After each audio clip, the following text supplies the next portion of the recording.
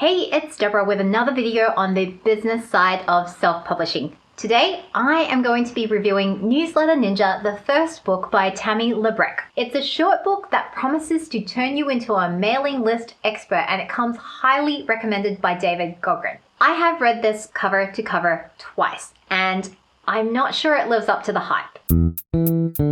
I'm reviewing what I think is the second Kindle edition because all of the resources mentioned in the book have now been moved to a single page on her website, which I will put a link to in the description below. There are 18 chapters, which are roughly structured around the main considerations in setting up a mailing list, building one, and then maintaining it. It is a short book, so I'm going to give you my high-level summary, my main takeaways, and my thoughts on a section-by-section basis instead of chapter-by-chapter. The first section, Chapter 1, covers Labrecque's credentials. Labrecque brands herself as a hybrid author who has done everything that there is to do in the indie publishing space, and she specifically positions herself as an expert on email newsletters. Anytime anybody is discussing email newsletters in self-publishing, Labrecque's Newsletter Ninja comes up, and it is very well reviewed on Amazon. Labrecque apparently writes a lot of stuff under a couple of different pen names, but she's only disclosed 2 of them. And it's actually really hard to find what she's published because a lot of it seems to be out of print or not recent. It looks to me like she's jumped over 100% to email marketing, consultancy, and courses as her main thing. But I could be wrong. She could be publishing other stuff under pen names that I wasn't able to find. Normally, when I see self-publishing advice coming from authors who have not self-published anything other than advice on self-publishing in the last 12 or 18 months, it sets off a huge red flag for me. But considering that the topic of this book is specifically about email marketing rather than the actual publication and marketing of books per se, I'm going to give Labrecque a pass for this one. That said, I am still going to give her a massive side eye on this bit, which appears in the very opening of the book right before chapter 1. Because seriously, Section 2, which is chapters 2 through 4, covers some general context around mailing lists, why you should have them, and Labrecque's basic mailing list philosophy. If you're watching this video, if this book is on your TBR, I would just skip it because you already know that you should have a mailing list, and Labrecque herself summarizes this entire book in these 2 bullet points. And in all honesty, the too long didn't read summary of this book is that your email newsletter exists for you to build a relationship with the readers who are also fans of you as an author and as a person. It's basically a way to be email pen pals with a whole bunch of internet strangers. The next 2 sections, which cover selecting an email service provider and setting up your onboarding sequence, are the most helpful chapters in the entire book. Chapter 5 is basically a 10-question checklist that you should answer before you choose your email service provider. The key takeaways from Chapter 5 are to start as you mean to continue and to test everything you do with an email that you control first before you go live with it. That's all fine, and the checklist of questions is actually really good. The thing is, if you're a new author and this is the first mailing list that you're setting up, you really don't have a clue on how to answer any of these questions. And even if you did, you're not really confident on how appropriate those answers are going to be for your foreseeable future. Unfortunately, helping you figure out how to answer these questions is beyond the scope of this book, which means you can't read this book on a standalone basis. You will need to read a whole heap of other books and do a whole heap of other research into these things before you can actually proceed any further. And I am somewhat disappointed that Labrecque hasn't included any specific resources on these areas. So you are going to have to look elsewhere for those kinds of resources. The next section, which is chapters 6 to 8, explain how to construct your onboarding sequence. This is by far the most value-packed section of the book because she does give concrete recommendations on how these should be constructed and what you should do. And I do recommend checking out the linked resources on her website because she's got a really good template for whitelisting instructions that you can adapt for your own list. The frustrating thing is, this section could have been so much better if Labrecque had just invested a couple of hours on drawing a diagram on how a best practice onboarding sequence would look. Because when you are writing a text whose goal is to educate, a really good diagram is worth 10,000 words. Tammi, if you were watching this, please put some diagrams in the next edition. The next section, chapters 9 through 12, cover list building. And there's nothing really groundbreaking in here that you haven't already read or seen in a blog article or another YouTube video. Each of these chapters can be summarized in 1 sentence. Not all of your readers are going to be good subscribers. You should focus on learning good strategies rather than fixating on tactics. The way to get organic subscribers is by publishing good books and being visible. And the way to get non-organic subscribers is to bribe them with free exclusive reader magnets. I'd skip these chapters. The last section, chapters 13 through 18, cover list maintenance. I found the way this section was presented fairly unintuitive because the way the topics and chapters have been organized don't really line up with the workflow that you would be going through when you are sending your email newsletters. The general advice around the rules of engagement for newsletters, what to send, when to send it, how often to send it, are covered in chapter 16. The specific advice on putting together an installment of your newsletter and how to craft effective subject lines are discussed in chapters 15 and 17. And then all the stuff to do with troubleshooting subscriber engagement issues is spread out across a couple of chapters. Chapters 13 and 14 cover some basic email marketing concepts like deliverability and sender reputation, while chapter 17 has the strategies for how to re-engage unresponsive subscribers. And chapter 16 is where there's some discussion of general content marketing principles, specifically the give to ask ratio. Finally, to wrap up the subscriber life cycle, you've got chapter 18, which goes through when and how to prune your list of subscribers. Because the topics in this section are also jumbled up, I can't give you a one-sentence summary of each chapter. So here's my one-page summary of this entire section. What you want to happen with your email list is that every single time you send an installment out, it lands in the primary tab of your subscribers' inbox.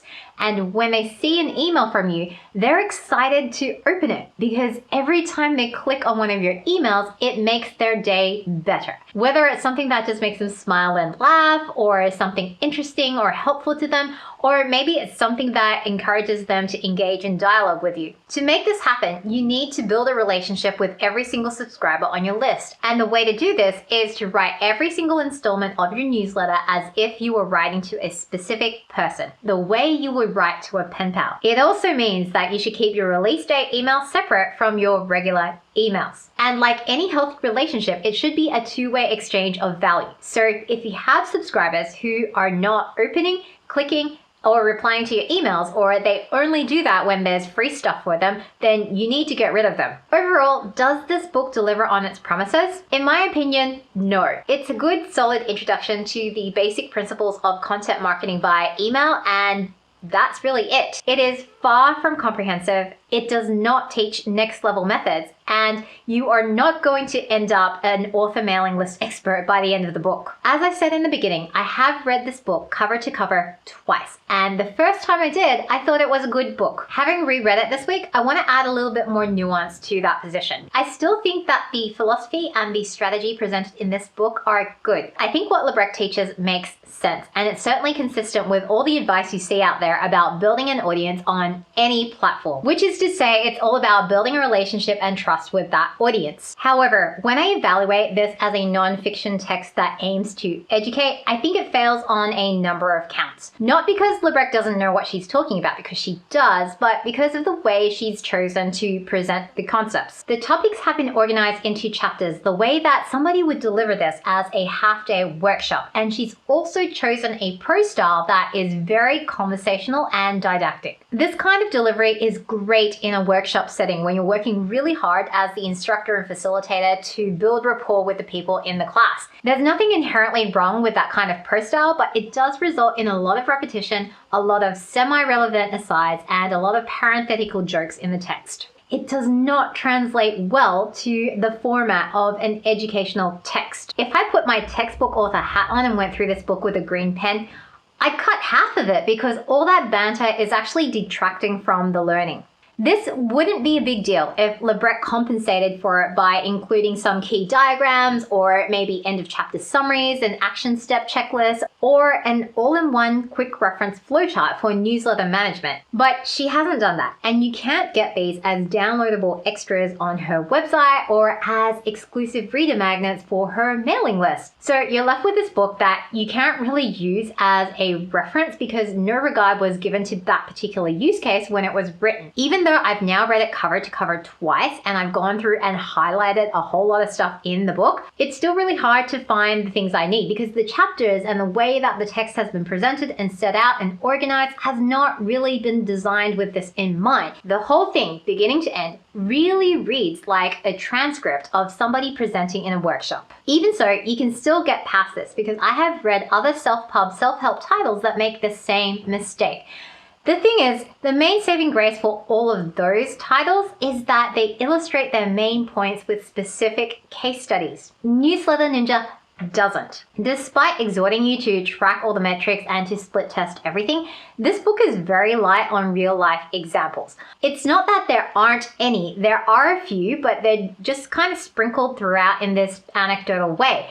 And I think this is a huge missed opportunity, especially when you consider how long Labrecque has been running her email consulting business for. What I would have loved is just one or two very specific case studies, like a before and after email makeover, where you can really see how small tweaks in the way you design your onboarding sequences, in the way that you write your subject lines, the way you put together each installment of the newsletter, and how that impacts open rates, click rates, and reply rates. That would have been fantastic because I would have learned so much more from seeing these examples in action and reading about why those changes worked the way they did. It also would have been great to get some examples of some assumed truths that you think would be intuitively true, but which split testing shows a counterintuitive result, and to look into why that is the case. Having those kinds of specific examples to illustrate the principles in the book in practice is so much more valuable than just having the theoretical principles there alone. At the very least, it would have been nice if Labrecque had shared some aggregated statistics and graphs about what open rates and click rates and things like that look like across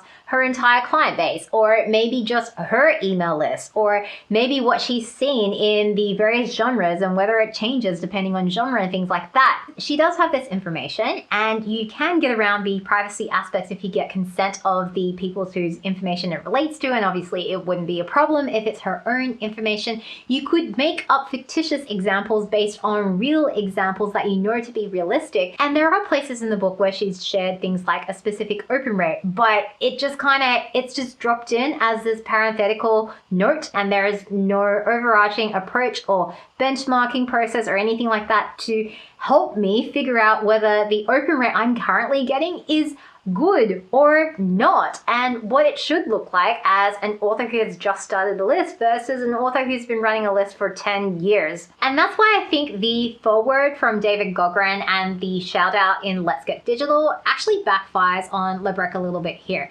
because it sets you up to expect this comprehensive how-to guide and reference book on how to set up your first author mailing list, on par with the kind of guide and walkthrough that you get in Let's Get Digital for self-publishing your first book. And the problem is, Newsletter Ninja, it really isn't that guide. I think the best way to frame expectations around this book is to pretend you're taking Labrecque out for a coffee, and you're gonna sit down with her in a cafe and listen to her give a high-level rundown on all the things you should consider when you're starting a mailing list and how you should run them, without the benefit of being able to ask her specific questions.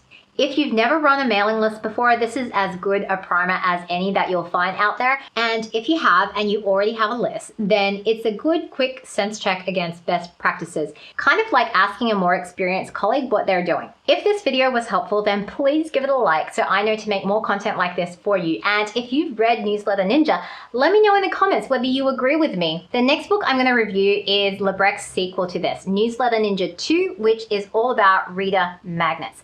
When that's ready, I'm going to put it for you up here, but in the meantime, you can watch this video where I break down the 5 different levels of mailing lists.